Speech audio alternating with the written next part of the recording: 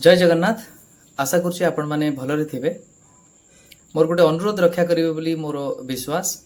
से अनुरोध टी जो स्वास्थ्य सेवा कार्ड संपर्कित आपण जानिचंती वर्तमान सरकार रो परिवर्तन हेबाकू जाउची किंतु सरकार परिवर्तन होई नाही। एई भली समय रे अनेक शिक्षित मु कहबी जे लिटरेट मूर्ख कहबी शिक्षित कहबाटा भूल हबो। अमानविकता जोतेबेले चरम सीमा को पळाए राजनीतिकरण सब जिनस को करा जाए सेतेबेले देखंतु निरीह जनसाधारण बळी पड़ी जांती। मोर अनुरोध टी केवल एतिकी जे आपण जानिचंती बिजु स्वास्थ्य कल्याण कार्ड से जोटा रहिची सेटा या परे परवर्ती सरकार आसिले जहाँ शुणा जाउची जे से आयुष्मान भारत बोली सेटा करि देबे। बेनिफिट पाखापाखि प्राय समान थिबो ताकू मु वर्तमान एनालिसिस करिवि नाही किंतु जे पर्यंत नूतन सरकार गठन होई नाही जे कोनोसी भी योजना थाए से पूर्व भली चालू रही थाए। ए भली क्षेत्र रे जदि केही भी कौनसी भी घरोई हॉस्पिटल हेउ जे कौनसी जगह रे केही भी जदि बिजु स्वास्थ्य कल्याण योजना रो कार्ड को एक्सेप्ट करू नांती आमर जो माने भी भाई भौणी माने अछंती निश्चित भाव रे सेटा को विरोध करंतु स्वर उठांतु गणमाध्यम सामना को आणंतु आ निश्चित भाव रे यह गोटे अपराध जेमती आमर मनमोहन बाबू कहउतले जे तांकर गोटे मंतव्य को नहीं किछि व्यक्ति मन रे शंका सृष्टि हला और तापरे किछि हॉस्पिटल जे कहते ना सेवा नुहे बरं व्यापार करुवा किछि घरोई हॉस्पिटल बा कई चक्रांतकारी गोष्ठी यही सब जिनस जो गुजब प्रचार कर दियंती जड़े व्यक्ति उपरे तार कौन प्रभाव पड़े केवल आमे जदि से भली केस रे थिबा बा आमर संपर्क किए हॉस्पिटल एडमिट थे से ही जानी था बा जदि गुरुतर आघात तांको लगी बा सेमती एक पीड़ारे से थिबे एई भली समय रे कार्ड को नहीं गुजब कले से माने हतोत्साहित हो जिवे बा भाबिबे ए कार्ड एक्सेप्ट हो नहीं कही कि से माने घरे रही जिवे गोटे जीवन भी चली जाई पारे। तेणु आपण मानको अनुरोध राजनीति को साइड रे रखी ए मिछ प्रसार करंतु नाही। मु जो कथाटी कहूची ताकू बुझंतु और अन्य माननको भी बुझांतु जे पर्यंत नूतन सरकार आसी नाही सेई कार्ड से पर्यंत निश्चित भाव रे कार्यकारी अछि लागू होई रहिबो।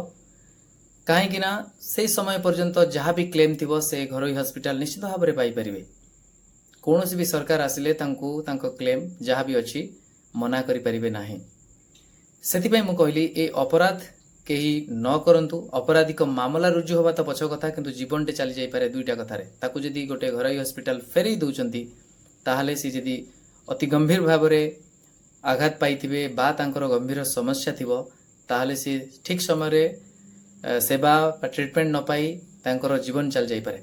तेणु मु इतिकी आपण मानको अनुरोध करिवि कौनसी भी हॉस्पिटल जदि एई भली भाव रे मना करथबे आपण निजे स्वर उठांतु आउ दृढ़तार सहित स्वर उठांतु आमे समस्त एक होई लड़िबा से सब जिनस रे। आउ द्वितीय कथा हला आउ गोटे भी मन रखितांतु जे कौनसी भी लोक जदि राजनीति पाई एमती कहूतबो जे बिजु स्वास्थ्य कल्याण योजना रो कार्ड बंद हो गला ठीक अच्छे सेटा बंद हेले आपण कहि पारंती किंतु बंद होई नाही।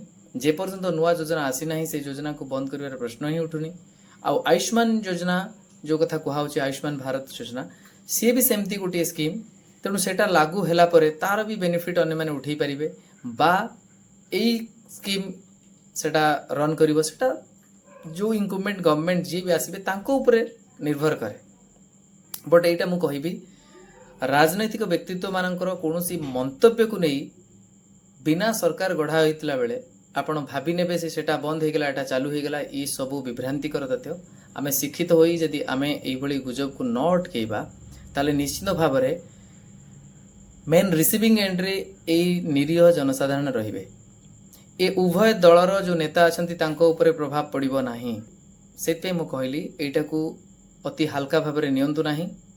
निजे सोशल मीडिया रे पोस्ट करंतु आ समस्त को से कथा जणै दियंतु जे पर्यंत आयुष्मान भारत योजना लागू होई नाही से पर्यंत बिजु स्वास्थ्य कल्याण योजना बलवत्तर रहिछि आ मोर विश्वास सेटा रहिबो।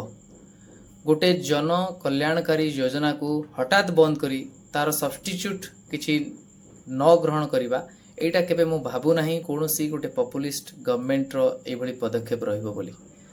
मो अनुरोध करिबी आपण समस्तंकु सजाग रुहंतु अन्य मानकु सजाग करंतु।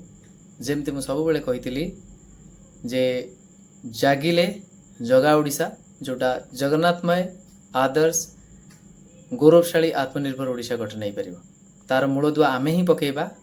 मु बारंबार कही आसी सरकार बदलिले व्यवस्थार परिवर्तन हेब नाही, किंतु व्यवस्थार परिवर्तन करने को आमको सजग होगा पड़ो जहाँफल जी भी सरकार आसतु सी निश्चित भाव में कम करने को बाध्य हे। आशा करुच्ची ये जो कथाटी आपण समस्त पाखे पहुँचातु निजे जेकोसी माध्यम रे ही पारिबो कहीं एटा जना पड़ुची गोटे छोटिया कथा किंतु आपण जानी पारु नाहंती ये आपण घरोई हॉस्पिटल को डिमोटिवेट करूचंती पेशेंट को एडमिट न करने को।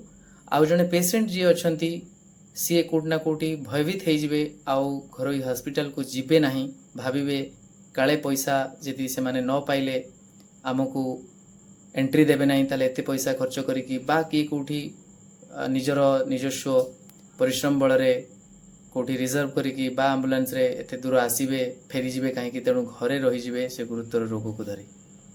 मैं आशा करुच्ची एटा को गंभीरतार सहित नहीं आपण उपयुक्त पदक्षेप नेबे। रहुची नमस्कार, जय जगन्नाथ।